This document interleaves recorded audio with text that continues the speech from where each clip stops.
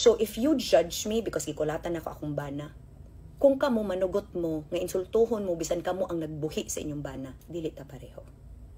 Kung kamo ang nisugot makigminyo sa ila bisan kibalo mo unsay ilang mga apan, dili ko mosugot.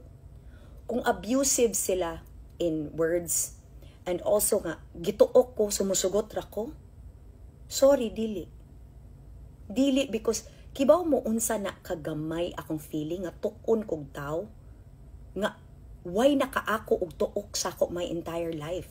Tungod lang kay gusto siya mangutana kinsay papa ni Tony, unsay labot sa nahitabo sa 2019 ibalik sa 2024. And by the way this happened last year, June of last year.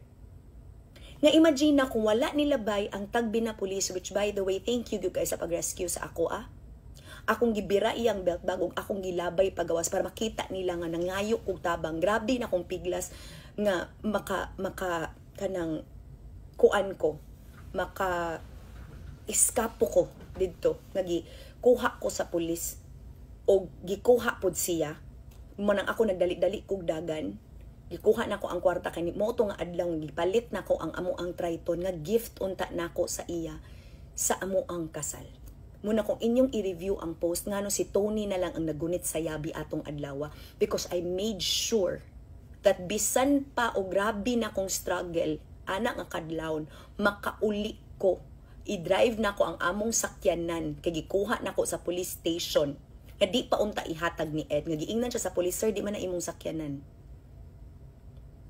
Ing anak kagubaa iyang now. Because dili gyud ko musugot nga imo kong ilayo kang Tony.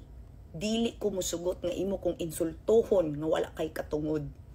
Dili ko musugot nga imo kong tukon, imo kong ibagok sa karsada. Dili gyud ko, I am so sorry. Kana I will apologize for that. But I will never ever apologize for defending myself when I'm being hurt. That's exactly what happens to bashers in my life. Mo bitaw na, di ba inyo kong katawaan nga naatoy kaisa nga gibastos ko in person. Wala man ko nahadlok sa iya Nahadlok ko sa ako kay kailak ko sa ako nga mismo si Eddie ingnan gud sa pulis, sir imong yung gisukod ang kaisog ni Ma'am Jam. Gisukod gyud nimo.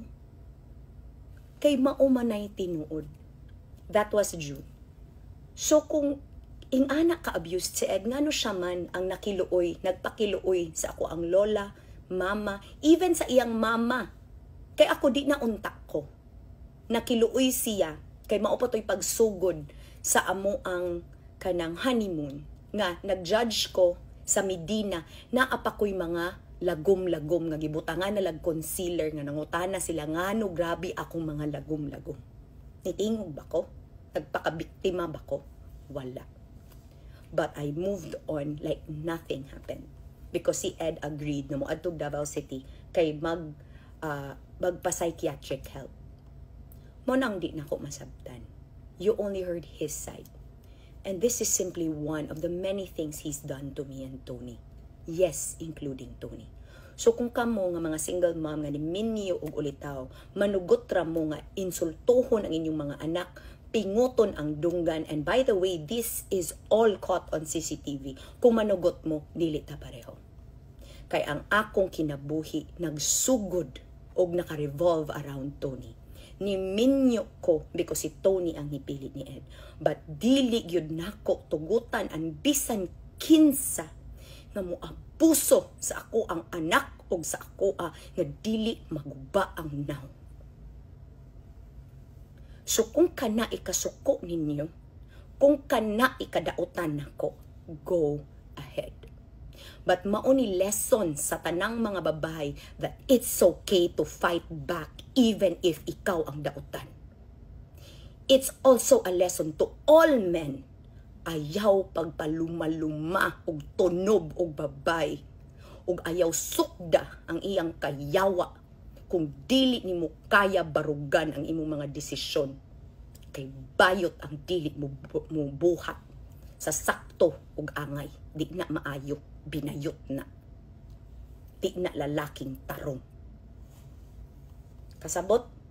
Okay na? Salamat. Ingat. Bye.